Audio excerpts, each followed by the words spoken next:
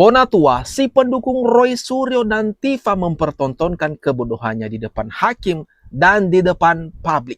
Lalu ada juga Roy Suryo yang dengan tidak sengaja mengakui adanya kejanggalan di ijazahnya. Ini dia videonya teman-teman. Mari kita tonton sampai selesai. Terkait dengan melakukan tindakan korektif terhadap dokumen yang menurut saudara cacat administratif.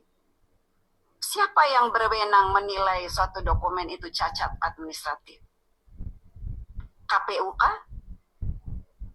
Atau ada lembaga lain? Atau saya ubah, KPU punya kewenangan tidak untuk menilai suatu dokumen itu cacat administratif? Baik Yang Mulia, saya rasa setiap warga negara yang mengerti peraturan perundang-undangan berhak mengatakan itu tidak sesuai dengan peraturan perundang-undangan. Enggak, jawabannya tegas. Aduh. Siap. Ini kan kita bicara soal dokumen ya. Dokumen kan.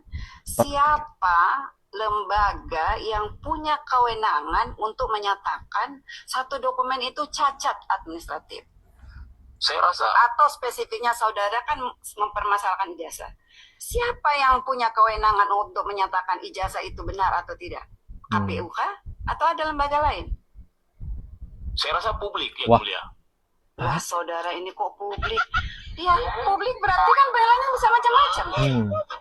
Ya, sederhana Yang Mulia. Saya membaca undang-undang, semua publik membaca undang-undang.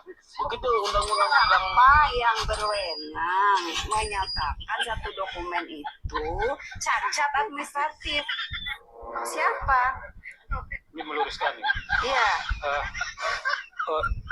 Isu yang diajukan oleh saudara Bonatua itu Bonatua di sini mempertontonkan kebodohannya, teman-teman. Padahal pertanyaan hakim itu sangat jelas dan cukup sederhana. Siapa yang bisa menilai suatu dokumen itu cacat secara administratif? Gampang sekali jawabannya. Orang atau pihak yang menerbitkan dokumen tersebut, misalnya ijazah Bapak Jokowi. Nah, secara administratif yang menentukan itu cacat, benar, asli atau palsu, yaitu ya pihak yang mengeluarkan. Waduh, hal yang sepele gini kok Bonatua nggak bisa jawab, teman-teman. Ini gimana kalau menurut pendapat kawan-kawan? Saya mengikuti ujian akhir atau ujian terbuka itu pada tanggal 23 Januari tahun 2026. Dan Ujian ada ya? saksi yang hadir di sini, Ujian. yaitu Bu Erliana.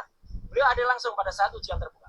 Kemudian saya mengikuti wisuda. Wisuda? Ya, itu pada awal Maret tahun 2024 di SICC, Sentul International Convention Center. Semua ada foto-fotonya. Dan saya membawa map bertulisan Universitas Negeri Jakarta. Guys, Hari ini kalian merasa ada yang janggal gak? Dari pernyataan Roy Suryo ini dia mengatakan ujiannya di tahun 2026. Lalu wisudanya di tahun 2024. Kok bisa ujian itu terakhir duluan wisuda? Atau kenapa bisa duluan wisuda baru kemudian ujian? Waduh, ini gimana nih teman-teman?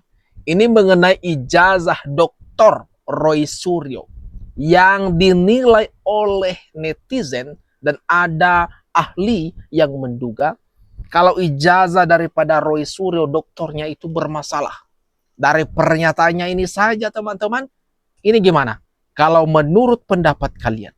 Saya pernah jadi ketua KPU DKI, di mana tahun 2012 saya turut menerima langsung berkas pendaftaran calon gubernur DKI Jakarta. Salah satunya adalah Pak Jokowi.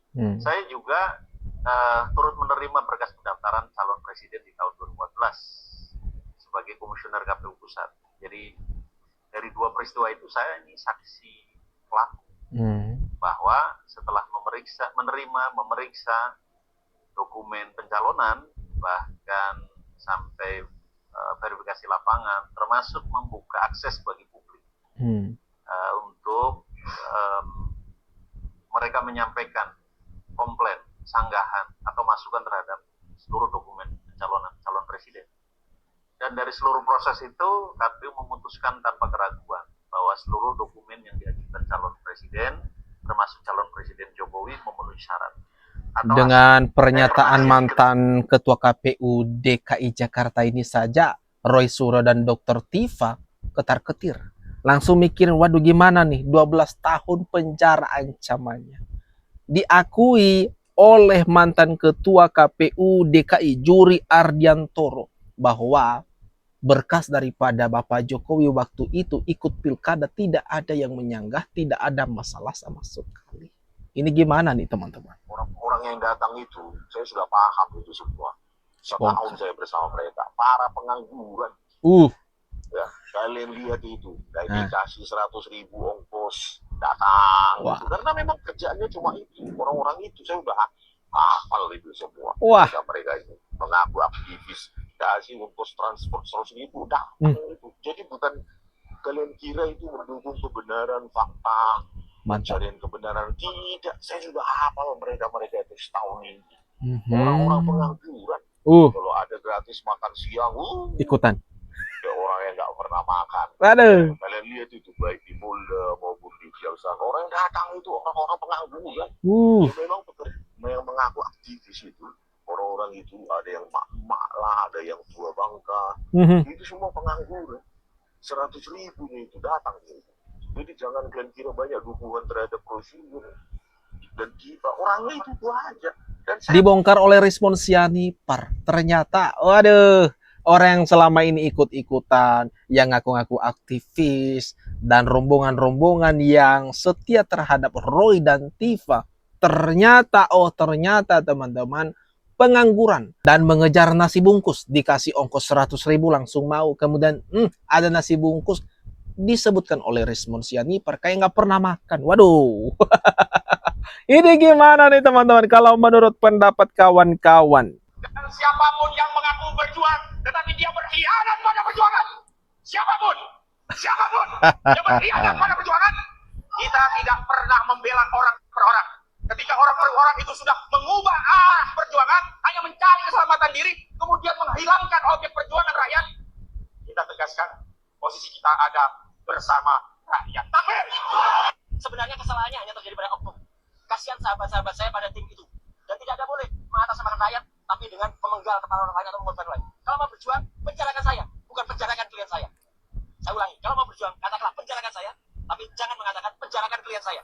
Ya, itu namanya mengorbankan orang lain. Saya kira teman-teman jelas apa yang saya maksud. Jadi per tanggal 11 Juli yang lalu, ya saya sudah menandatangani surat untuk menghentikan kuasa khusus saya kepada tim yang lain. Saya kira jelas. Pendukung Bapak Jokowi suka keributan ini. Publik suka keributan ini. Di internal Roy Suryo yang kuasa hukumnya antara Khozinuddin ini teman-teman. Disebutkan ini sedang ribut antara Ahmad Khozinuddin dan Roy Suryo. Pecah kongsi. Bahkan Ahmad Khozinuddin dipecat. Sehingga dia ini ngamuk kepada Roy Suryo. Karena dia didepak dari kuasa hukum. Mending dah kalau menurut saya, saran saya, udahlah Pak Ahmad Khozinuddin gabung aja ke Pak Jokowi, ke kubu Bapak Jokowi untuk membongkar kebobrokan rencana-rencana licik daripada Roy Suryo selama ini. tolong saudara, yang sudah diketahui saja, yang mengada-ada, ya, oke. Niat mau mojokin KPU, malah ketahuan bohongnya sama Pak Hakim. Dikira podcast kali ya, bisa koar-koar seenak perutnya.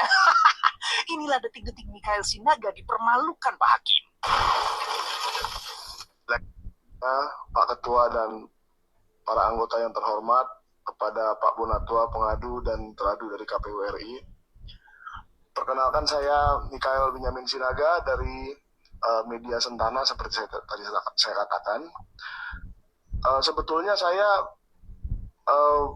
menyoroti masalah ijazah ini sudah cukup lama. Dan ini sudah diinvestigasi oleh rekan wartawan saya Pak Bambang Tri sejak 2019. Jadi sebetulnya hal ini bukan hal yang baru, majelis. Dan selama ini masyarakat tidak aware, tidak menyoroti masalah ini dari sisi kearsipan. Oh ya? Karena memang itu sesuatu yang sangat spesifik dan tidak banyak dimiliki orang keahliannya. Nah, lalu saat ini muncul lagi dengan Pak Bonatua Silalahi, saya membantu beliau untuk menyuarakan, dan memang masyarakat banyak yang tercerahkan mengenai kearsipan dan pengelolaan arsip di KPU. Nah, yang saya sayangkan, Pak Majelis dan Teradu, sebetulnya dari 2019 saat ini dipertanyakan, KPU juga tidak pernah menjawab secara baik dan membuka apa saja yang terjadi di dalam KPU. Mungkin memang itu dirahasiakan karena tadi melindungi data pribadi dan semacamnya. Tetapi waktu saya meminta dari KPU Surakarta, itu juga sangat lambat prosesnya, dan akhirnya hanya diberikan fotokopi seperti tadi sudah dinyatakan oleh Pak Bonatua. Dan Saudara yang minta waktu itu? kami bersama-sama, Ketua. Jadi kami bersama-sama, karena ini kan sudah menjadi polemik cukup lama ya, dan Pak Bonatua itu mulai masuk ke masalah ijazah ini sekitar September atau Oktober, di mana kita sudah tahu dari April ada laporan dan seterusnya. Dan saya juga menginvestigasi mengenai permasalahan ijazah ini dari sisi lain, dari sisi UGM-nya, dari sisi KKN-nya, dan lain-lain. Menurut saya KPU di sini cukup lambat dalam merespon Apa nih? apa yang sudah. Lambatnya itu seperti apa? Karena sejak 2019 ini sudah dipertanyakan, dan sebenarnya KPU bisa langsung menjawab. Bisa langsung menjawab apa yang dipakai oleh Pak Joko Widodo di tahun 2019. Di saat itu juga. Nah, jadi ya saya paham mungkin bukan bapak-bapak yang menjabat ya. Pada waktu itu nggak ada pertanyaan menurut Bawaslu, nggak ada. 2019 itu nggak ada pertanyaan soal itu. Itu menurut Bawaslu yang melakukan pengawasan ya. Siap. Ya, tadi disampaikan oleh Ketua Bawaslu, dan Ketua Bawaslu kebetulan anggota Bawaslu tahun 2019. Ya, pada waktu itu tidak ada pertanyaan publik, jadi tolong saudara, yang saudara ketahui saja. Waduh, Yang ada. kena. Ya, Oke, ya, siap. Kena nih Mikhail. Izin, memang waktu itu bukan hanya terbatas di ijazah, tapi banyaklah pertanyaan lain yang beredar di media massa. Saya mengatakan di media massa, bukan di pengaduan Bawaslu. ya kita kan kita bicara soal formal, legalistik formalnya. Siap Pak. Tidak ada pertanyaan apapun pada waktu itu 2019. Itu hasil pengawasannya Bawaslu, ya. Siap Pak. Lembaga yang diberi kewenangan undang-undang untuk melakukan pengawasan pemilu dan pilkada. Ya. Bawaslu tidak menemukan, dan tidak mendapatkan laporan apapun berkaitan dengan syarat calon. Ya, syarat calon. Silakan. Saya ingin mendengar yang saudara ketahui saja. Ya. Aduh, kena mental ini Michael Sinaga. Dikira kayak kalau tampil di podcast, kayak tampil kalau di acara-acara TV, bebas membuat opini, bebas membuat buah pikiran, dan banyaklah segala macam bertele-tele. Ini persidangan pos. Nggak bisa. Langsung ke inti pokok permasalahan. Nah, ini kan pada waktu itu ada Bawaslu yang tugasnya untuk mengawasi pileg dan pilkada. Dan tidak ada laporan permasalahan sama sekali sewaktu itu. Nah, di sini Michael Sinaga mengatakan di media massa, enggak, ini yang kita berbicara adalah fakta. Tidak ada aduan dari masyarakat waktu itu. Kenapa tidak diadukan kalau memang waktu di tahun 2019 itu kalian menemukan adanya dugaan gitu? Michael Sinaga langsung terdiam. Waduh, pucat dia pastinya. Gemetaran, oh nggak bisa nih. Ada ini gimana kalau menurut kawan-kawan? Mari kita diskusikan lebih lanjut di kolom komentar yang ada di bawah.